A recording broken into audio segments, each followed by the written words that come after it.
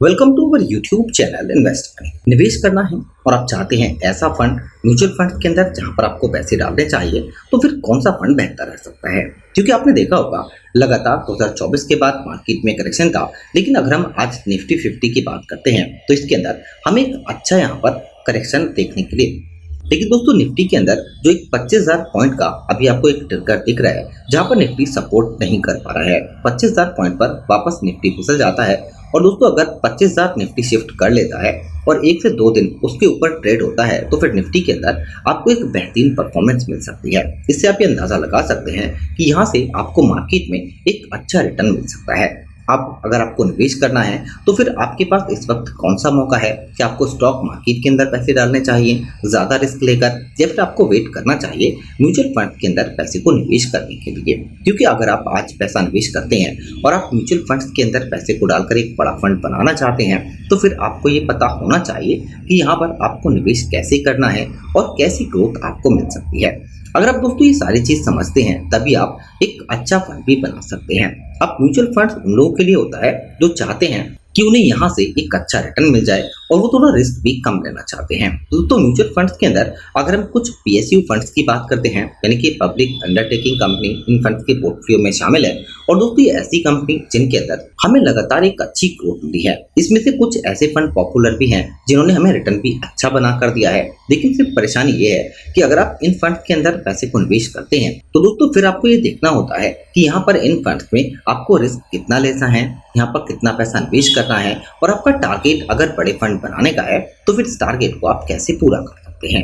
अगर आप दोस्तों ये सारी चीज समझते हैं तभी आप टारगेट को पूरा कर पाते हैं। लेकिन अगर हम आज पैसे निवेश करते हैं तो फिर कैसे आपको एक बड़ा फंड मिल सकता है? इसके लिए सबसे इम्पोर्टेंट है फंड को पिक करना।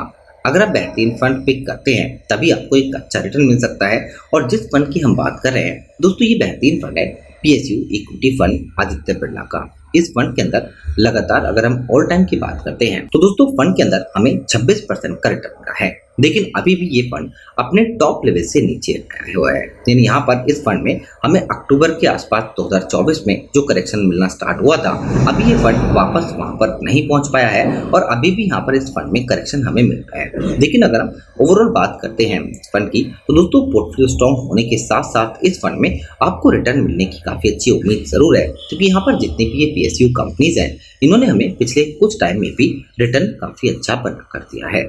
इसके अलावा दोस्तों फंड के अंदर जो एनएवी का प्राइस है वो भी अभी हमें काफी ठीक ठाक मिल रहा है, 35 रुपए का। अभी भी यहाँ पर टॉप लेवल जो इसके एनएवी का प्राइस था वो 40 रुपए के आसपास जरूर था सितंबर में, लेकिन वहां से फंड के अंदर करेक्शन आया और अभी भी यहाँ पर टॉप लेवल से हम नीचे की तरफ ट्रेड कर रहे हैं। एनएवी के प्राइस की बात करें तो ये भी ठीक है। इसके अलावा लोगों ने काफी ज्यादा पैसा भी निवेश किया है, लगभग 5,000 करोड़ रुपए से ज्यादा का। लेकिन सबसे इंपॉर्टेंट होता है किसी भी म्यूचुअल फंड्स के अंदर कि यहाँ पर पोर्टफोलियो कौन सा है और यहाँ पर कौन सी कंपनी पीएसयू सेक्टर की शामिल है जिनके अंदर इस पैसे को निवेश किया गया है। तो चलिए एक बार हम यहाँ पर नजर डालते हैं कि कौन सी कंपनी है और इन कंपनीज में हमें कैसी ग्रोथ मिल सकती है। अब दोस्तों ये पीएसयू फंड है तो यहाँ पर जो पैसा है वो सारी पब्लिक अंडरटेकिंग कंपनी यानी कि पीएसयू सेक्टर में ही डाला गया है। इसमें दोस्तों ऐसी कंपनी जिनके अंदर गवर्नमेंट की 50% से ज्यादा की हिस्सेदारी है, उनके अंदर ही पैसे को निवेश किया जाता है। इसमें अगर हम यहाँ पर कुछ बड़ी कंपनीज की बात करते हैं तो स्टेट बैंक ऑफ इंडिया दोस्तों बैंकिंग सेक्टर की सबसे बड़ी कंपनी है और फाइनेंशियल सेक्टर की, और इसमें गवर्नमेंट की हिस्सेदारी है, सरकारी बैंक है।